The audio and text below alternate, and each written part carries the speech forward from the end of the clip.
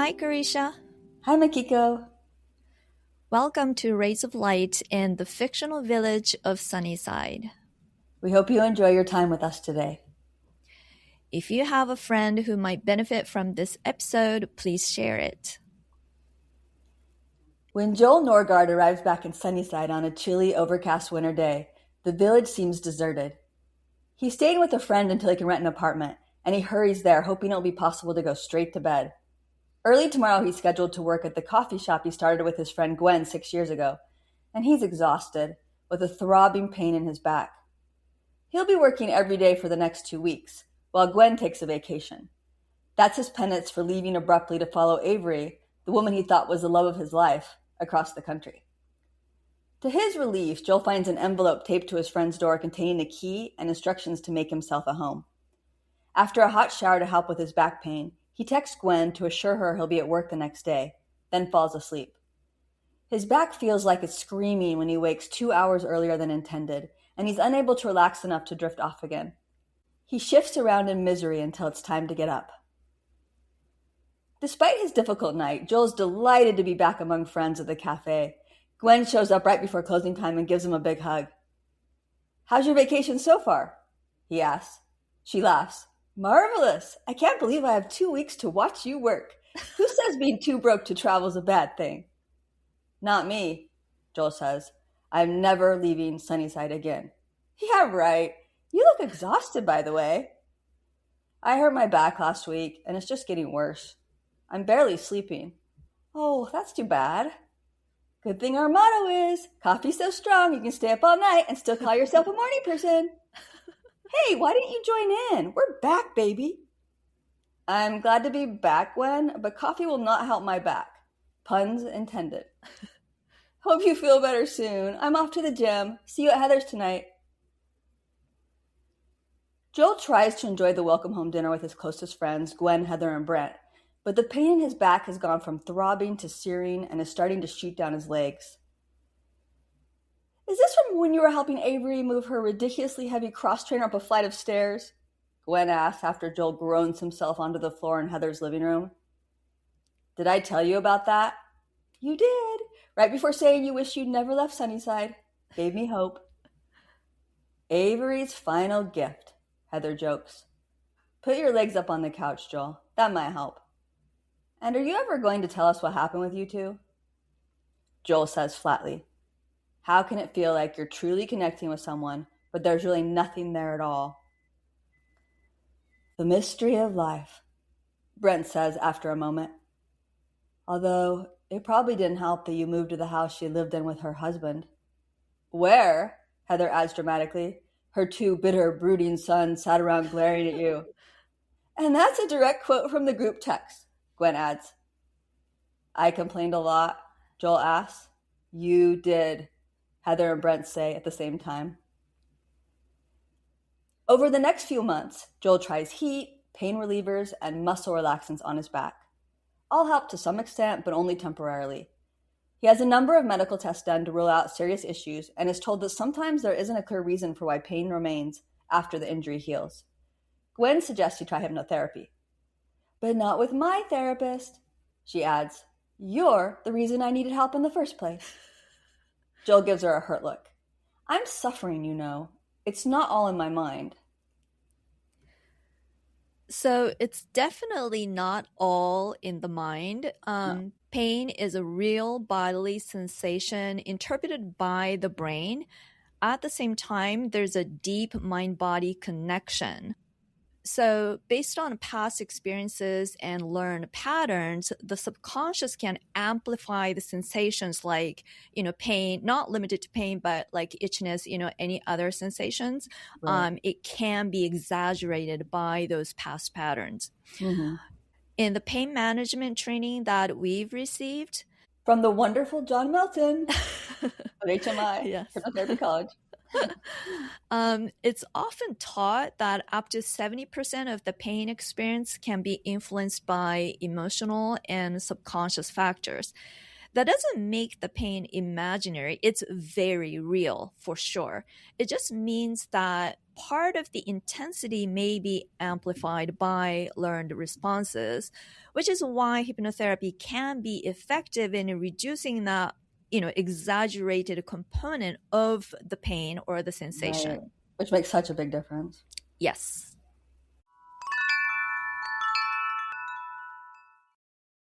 A few weeks later, Joel tells Gwen that he'll have to have a medical acknowledgement before he can see a hypnotherapist.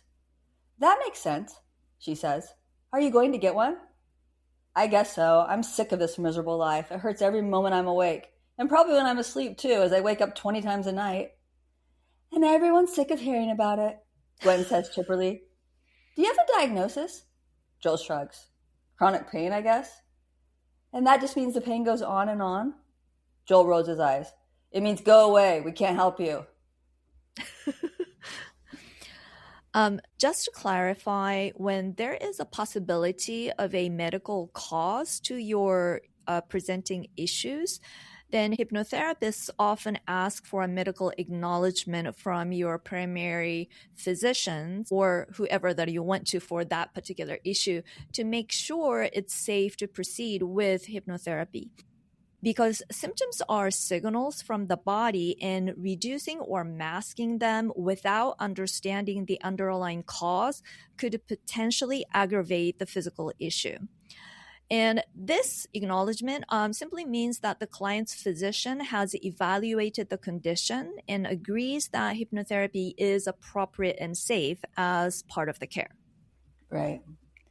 And so Joel has chronic pain, but both acute and chronic pain are options for hypnotherapy. Pain can occur due to an injury or bodily damage, or it can occur without evidence of either. Sometimes, like in Joel's case, it begins with an injury and continues even though the injury appears to be completely healed. Right.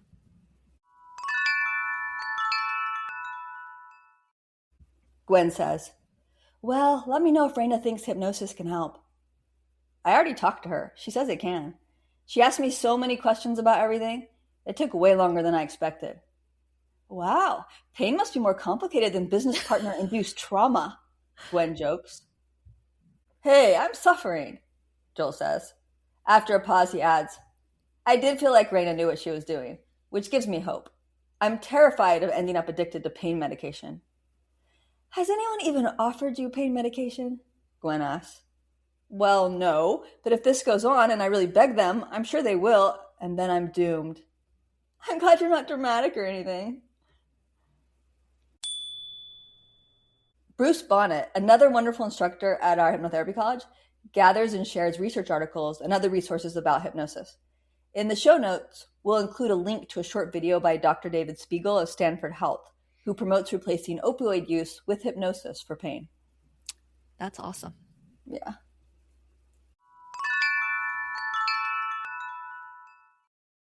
Brent stops by the cafe on Tuesday to see how his friend is doing after his first hypnotherapy session. The pain went from a 10 to a 4 during my session yesterday, Joel tells him, which was amazing. It hurt more again last night, but after I listened to my session recording, I could sleep again. I'm supposed to listen to it 3 times a day, which I'm going to try to do. I'm glad it helped, Brent says. You and Gwen should come over Friday and have leftovers. I want to promote a new word to replace leftovers that my sister Shaylana came up with. It's redelectables. So Shaylana and I both love leftovers, and I was like, I wish there was a better name to call them, something more appealing than leftovers. And she came up with redelectables, because she's brilliant. Please spread it around. That's so cool. So when Joel says his pain went from a 10 to a 4, he's referring to what's often called a subjective unit of discomfort scale, which therapists may use, depending on the therapist, but we often use it, where 0 means no pain at all, and 10 represents the worst pain imaginable in this case. But it doesn't have to be pain, but because it's a subjective unit of discomfort. Right. And it's a simple way to track changes in intensity rather than measure pain objectively, whether before and after hypnosis or over time. And it's really useful because otherwise we don't often realize the difference. when we feel better, we can't actually tell if we haven't given ourselves some, like a number or something to base it on. Exactly. Exactly. The thing is, hypnotic state is naturally very relaxing and parasympathetic. And when the body is in a calmer state, pain often becomes less intense due to the reduced level of stress, muscle tension, and other related factors. And Right, that's a good thing because it allows the client to experience relief firsthand during the session. right. So that they really understand it's possible and believe it. Yeah, they can just really feel it that it makes a difference. So, Right. So wonderful. yep.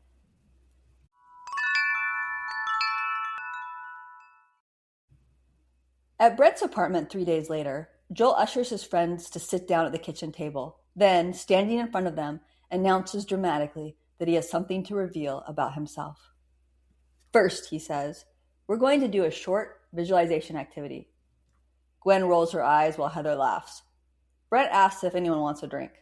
Not yet, Joel says. This will be fast. Visualize a giraffe eating leaves off a tree. Do you have that picture in your mind? They all nod. You can see it? They all nod again. You do not have aphantasia, Joel says. Aphantasia is when someone can't visualize, and I have it. Is he waiting for applause? Heather asks Gwen. It sounds like it. So, when you think of a giraffe, Brent begins. I see nothing, Joel interrupts. Oh no, Brent says. So, have you ever been able to visualize? Gwen asks. Nope. So Joel might be going a little, extreme here, but just to add a bit of context, when people say they're not visual or that they can't visualize, that doesn't necessarily mean they have aphantasia.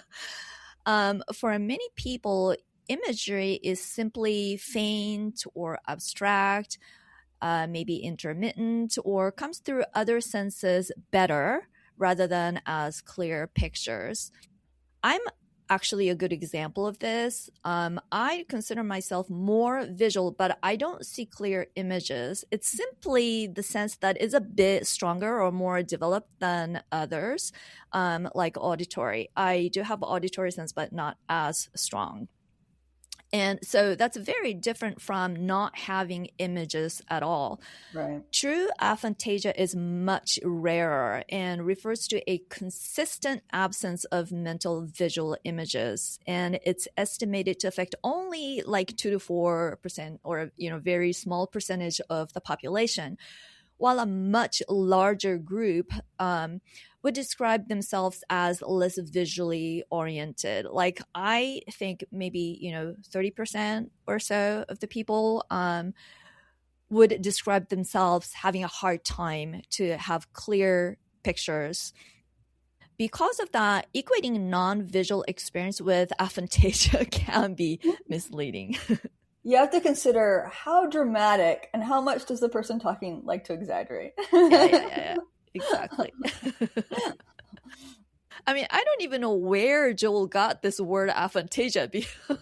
Oh, I'm sure he looked it up online, like we all do. Actually, I know he did. Yeah, you wrote it. Um,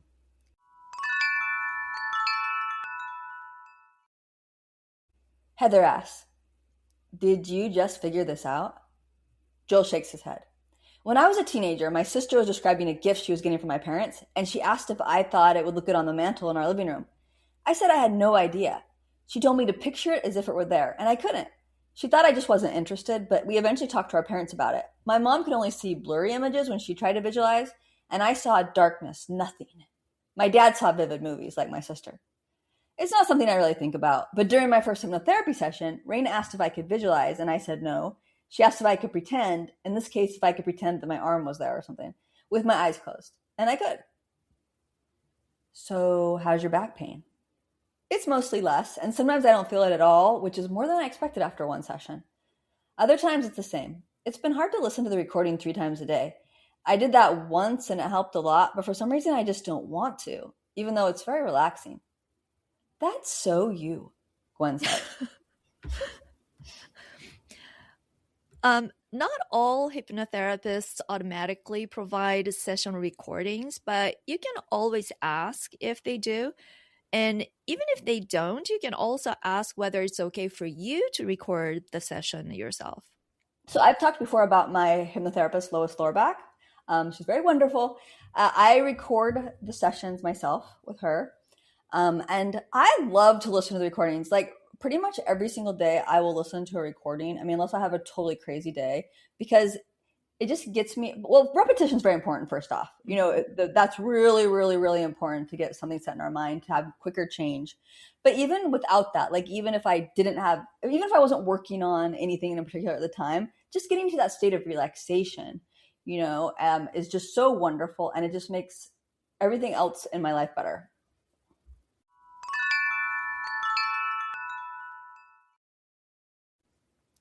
Two weeks later, Joel invites his friends to a housewarming party at his new apartment.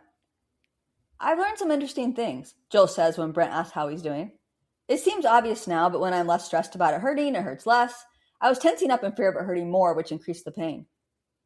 "You look better," Heather says. "Thank you. I'm sleeping great and being overall less annoying at work, according to Gwen." "I was reading some studies on hypnosis and chronic pain," Brent says. "My boss has suffered from it for years, but I'm not sure if he'd be willing to try hypnosis. I'm going to think of a way to show him the studies." Heather suggests Brent introduce his boss to Joel.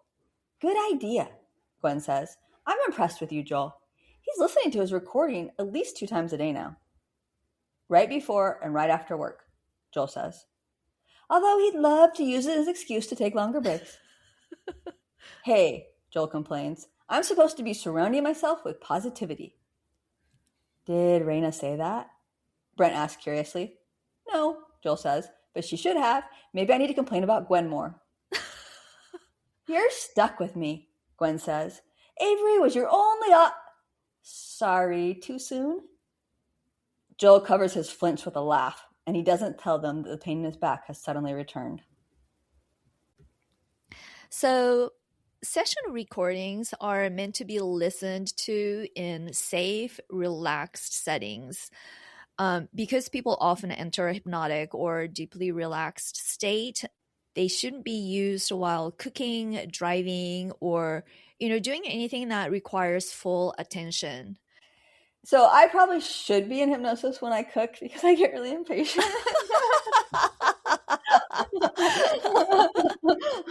But definitely don't use heavy machinery or, be taking care of children or anything.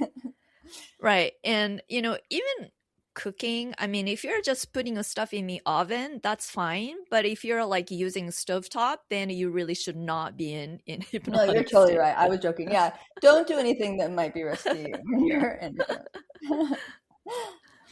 So, by the way, in our show notes, we'll include links to a few of the many studies on the success of hypnosis and pain management. These studies were rounded up by John Melton and Bruce Bonnet.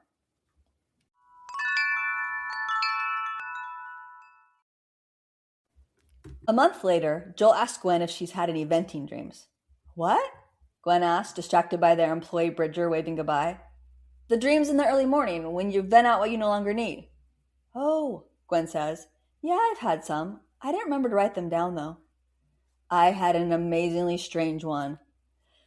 "Therapy's where you get to drone on about your dreams." "It's the interpretation Raina helped me with that's so interesting. It will inspire you to write yours down," Joel says. "All right, but you have to keep cleaning while you talk." "Okay, so I was at this gas station, sitting in my red convertible Porsche, and this very familiar-looking woman comes up and offers to put gas in my car. I say, 'Sure, thanks, I'm smoking a cigar.'" Gwen interrupts. "You've been watching too many old music videos." "I haven't," Joel protests. Although it was all sepia-toned, and we were surrounded by sand and cacti. Anyway, instead of sticking the nozzle into my gas tank, the woman starts bashing my car with it. I'm obviously freaked out, and when I turn to look at her, a huge pile of ashes fall out of my cigar onto my leg, and my pants start on fire. "How in the world did you get anything out of this ridiculous dream?" Gwen asks.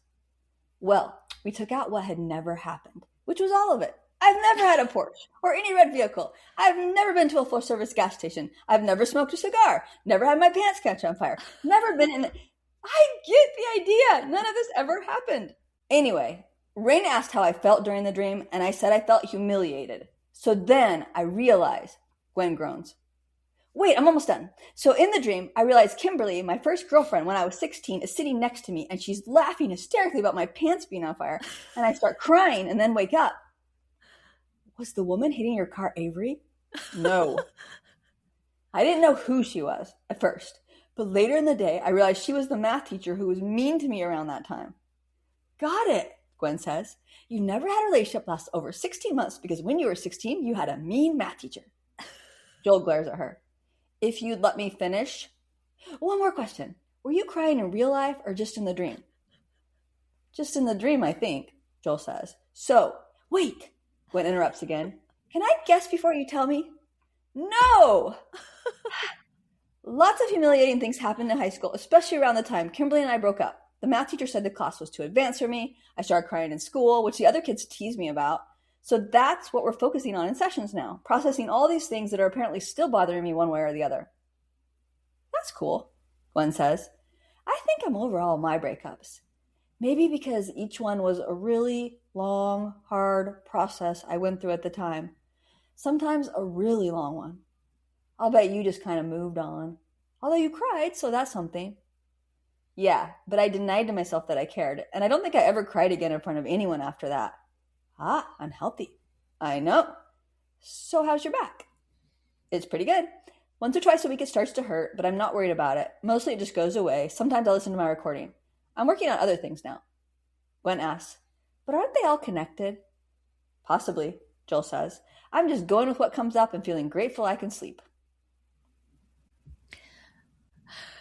So it seems that Gwen actually forgot that she did have a venting dream.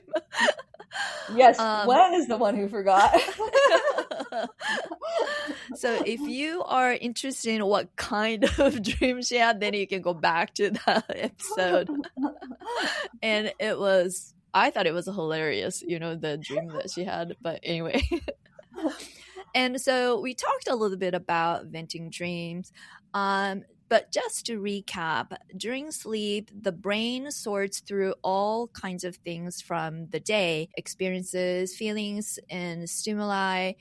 And dreams seem to help with that process. The venting dream is often the one you may remember right before waking up or, in the early morning. It's kind of like a release, letting go of stuff that are no longer needed. Or patterns or emotions the brain doesn't want to keep anymore. And that's also why so many dreams don't make any logical sense at all, because the subconscious isn't about logic. It's all about images and feelings and associations. And so that's why, I get dreams like from one scene and then all of a sudden I'm like in a totally different place with, Right. totally different people. But anyway, and these dreams, the venting dreams, can be very useful in hypnotherapy because they show what you are letting go of. This isn't about looking up symbols in a dream dictionary. Each venting dream is totally unique to the person, the images, the emotions, everything tied to what their subconscious is working through. Personally, I don't remember my dreams very often, but strangely enough, right after I have my hypnotherapy session, then either like the next morning or maybe the morning after, I do tend to remember the dream upon waking up. But the memory of those dreams is very fleeting. And so I would have to write it down like right away if I want to remember and share the contents of the dream with my therapist in the next session. Right.